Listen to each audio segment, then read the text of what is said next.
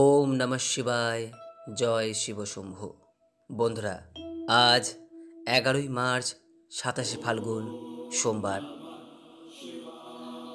মহাশিবরাত্রি সম্পন্ন হওয়ার পর প্রথম সোমবার আজকেই পড়েছে। পাশাপাশি এই বছর ফাল্গুন মাসের সর্বশেষ সোমবার হলো আজকের দিনটি। আজকের দিনটি অত্যন্ত একটি শুভ দিন। সমস্ত প্রকার গ্রহ পূজা, বিক্রয় বাণিজ্য, বিপন্নারম্ভ, গৃহ নির্মাণ, গৃহারম্ভ, গৃহপ্রবেশ, দেবগৃহ প্রতিষ্ঠা, জলাশয় প্রতিষ্ঠা, বৃক্ষাদি রোপণ, ধান্যচ্ছেদন, গবাদি ক্রয় বিক্রাদি, কারখানারম্ভ, সমস্ত প্রকার শুভ এবং মাঙ্গলিক কাজের জন্য আজ ফাল্গুন মাসের এই সর্বশেষ সোমবার দিনটি একটি অন্যতম শুভ দিন। তাই যে কোনো প্রকার শুভ ও মাঙ্গলিক কাজ আপনি আজকের দিনে সম্পন্ন করতে পারেন। সোমবার দিনটিকে আপনারা নিশ্চয়ই জানেন যে দেবাদিদেব মহাদেবের দিন হিসেবে গণ্য করা হয়। অনেকেই সোমবার দিন বাবার পূজা করে থাকেন। বন্ধুরা, যদি আপনি শিবরাত্রি পালন করে থাকেন তাহলে শিবরাত্রির পরের যে প্রথম সোমবার পরে সেই সোমবার অর্থাৎ আজকের দিনে বাবার মাথায় পারলে অবশ্যই জল নিবেদন করুন। এবং আজ সোমবার শিবগৌরীর এই সোমবারের ব্রত কথাটি একবার হলেও শ্রবণ করুন। যদি কোনো কারণে আপনি বাবার পূজা আজকে না করতে পারেন তাহলে সেক্ষেত্রে বাবার সামনে একটি প্রদীপ প্রজ্বলন করে এই শিবগৌরীর সোমবারের ব্রত কথাটি একবার হলেও শ্রবণ করুন। দেখবেন এতে আপনার ও আপনার পরিবারের কল্যাণ হবে। আশা করি দর্শক বন্ধুরা সোমবারের এই শিবগৌরীর ব্রত কথাটি শ্রবণ করে আপনাদের ভাল লাগবে। শুরু করছি একটি নগরে শিব গৌরীর এক সোমবারের ব্রত কথা। ওম নমঃ শিবায়, ওম নমঃ শিবায়, ওম নমঃ শিবায়। সেই মহাজন ছিল নিঃসন্তান। এই কারণে অঢেল ধন সম্পত্তি থাকা সত্ত্বেও তারা দুঃখে থাকত। একদিন মহাজন ও মহাজন পত্নী জানতে পারেন যে সোমবার দিন যদি ভগবান শিবের ব্রত রাখা যায় তাহলে তাদের এই দুঃখের নিবৃত্তি হবে। তাই মহাজন ও মহাজন পত্নী নিষ্ঠার সঙ্গে প্রত্যেক সোমবার দিন ব্রত পালন করতে শুরু করল। প্রত্যেক সোমবার সায়ংকালে শিব পার্বতীর পুজো করতে শুরু করল মহাজন দম্পতি। তাদের পুজো এবং ভক্তিতে শিব জায়া পার্বতী দেবী প্রসন্ন হলেন। শিবের কাছে ওই মহাজনের মনস্কামনা পূর্ণ করার আবেদন তিনি জানালেন। দেবাদিদেব মহাদেব পার্বতীর এই আবেদনের কথা শুনে বললেন, হে পার্বতী, এটি মহাজনের ভাগ্যে লেখা রয়েছে। কিন্তু পার্বতী শিবের এই কথা স্বীকার করতে চাইলেন না এবং মহাজনের ভক্তির সম্মান রাখার আবেদন ক্রমাগত জানাতেই লাগলেন। অবশেষে ভগবান শিব পার্বতীর অনুরোধ ফেলতে পারলেন না। তিনি মহাজনকে পুত্র লাভের আশীর্বাদ প্রদান করলেন, কিন্তু তার পুত্রকে শুধুমাত্র 16 বছরের আয়ু প্রদান করলেন ভগবান শিব। এই কথা শুনে মহাজন না তো আনন্দিত হয়, না পায় দুঃখ, কিন্তু সে ভগবান শিব গৌরীর পূজা সোমবার দিন কখনোই বন্ধ করে দেয় না।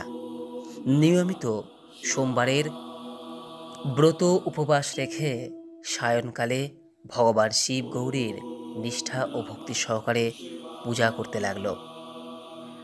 ভগবান শিবের আশীর্বাদে মহাজনের ঘরে শেষ পর্যন্ত এক পুত্র সন্তানের জন্ম হল। ছেলে 15 বছরের হয়ে গেলে মহাজন তাকে কাশীতে শিক্ষা গ্রহণের জন্য পাঠালেন। মামার সঙ্গে কাশীর উদ্দেশ্যে রওনা দিল মহাজনের ছেলে।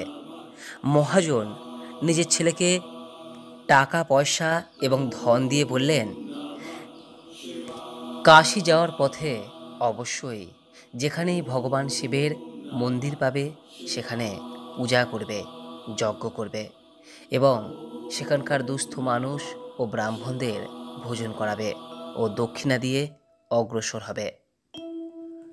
দুই মামা ভাগ্নে এভাবেই যজ্ঞ করতেন এবং দুস্থ মানুষ ও পুরোহিতদের দান দক্ষিণা দিয়ে কাশীর দিকে অগ্রসর হতে থাকেন।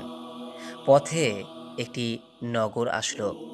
সেদিন সেখানে রাজার কন্যার বিবাহ হচ্ছিল, কিন্তু যে যুবরাজের সঙ্গে রাজকন্যার বিবাহ ছিল সেই পাত্র ছিল অন্ধ। যুবরাজের বাবা নিজের ছেলের এই প্রতিবন্ধকতার কথা লুকিয়ে যাওয়ার জন্য একটি ফন্দি আঁটলেন। মহাজনের ছেলেকে দেখে তিনি মনে মনে ঠিক করেন এই ছেলেকেই বর সাজিয়ে রাজকন্যার সঙ্গে বিবাহ করিয়ে দিই। বিবাহের পর মহাজনের ছেলেকে অর্থ কড়ি দিয়ে বিদায় করে দেব এবং রাজকুমারীকে নিজের রাজ্যে নিয়ে যাব। এরপর মহাজনের ছেলেকে বরের বস্ত্র পরিয়ে বিয়ের আসনে বসিয়ে দেওয়া হলো, কিন্তু মহাজনের ছেলে ন্যায়পরায়ণ ছিল। এটি সে কিছুতেই মেনে নিতে পারেনি। সুযোগ বুঝে মহাজনের ছেলে রাজকুমারীর আঁচলে লিখে দিয়ে যায় যে তোমার বিয়ে আমার সঙ্গে হয়েছে, কিন্তু যে যুবরাজের সঙ্গে তোমাকে পাঠানো হবে তার এক চোখ অন্ধ। আমি কাশীতে পড়তে যাচ্ছি। এই বিষয়টি জানার পর রাজকুমারী নিজের মা বাবাকে এই সম্পর্কে জানায়। রাজা নিজের কন্যাকে বিদায় করেন না, বরযাত্রী ফিরে যায়। অন্যদিকে মহাজনের ছেলে ও তার মামা কাশী পৌঁছে সেখানে গিয়ে আবারও যজ্ঞ করেন। যে দিন ছেলের বয়স 16 বছর হয় সেই দিন যজ্ঞ রাখা হয়েছিল। ছেলেটি নিজের মামাকে বলল, মামা, আমার শরীর ভালো লাগছে না। মামা বললেন, তুমি ভিতরে গিয়ে শুয়ে পড়ো। শিবের কথা মতো কিছুক্ষণের মধ্যেই ছেলেটি শেষ নিঃশ্বাস ত্যাগ করল। মৃত ভাগ্নেকে দেখে মামা কান্না শুরু করলেন। সেই সময় শিব ও পার্বতী সেই কাশীতেই উপস্থিত ছিলেন। পার্বতী তখন বললেন, প্রভু, এর কান্নার স্বর আমি সহ্য করতে পারছি না, আপনি এই ব্যক্তির কষ্ট দূর করুন। শিব তখন বললেন, বিধির বিধানে যা লেখা আছে তা তো হবেই। এই সেই ছেলেটি যা তোমার কথা অনুসারে আমি জন্ম দিয়েছিলাম, তবে জন্মর সময় তার আয়ু 16 বছর পর্যন্ত ছিল। আজ 16 বছর পূর্ণ হয়েছে, তাই তার মৃত্যু হয়েছে। দেবী পার্বতী কিছুতেই ভগবান শিবের যুক্তি মানতে পারলেন না। তিনি বললেন, যে ব্যক্তি আপনার এত পুজো অর্চনা করল, যার পিতা মাতা প্রত্যেক সোমবার দিন আপনার নিষ্ঠা ও ভক্তি সহকারে পূজা করছে, তার ক্ষেত্রে আপনার এমন বিধির বিধান কেন? এই বিধান আপনাকে বদলাতেই হবে।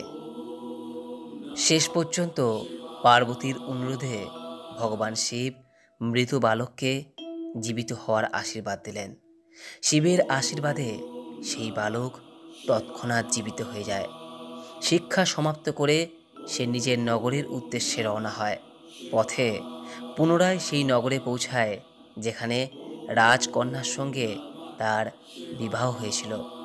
সেই নগরেও যজ্ঞের আয়োজন করে তারা।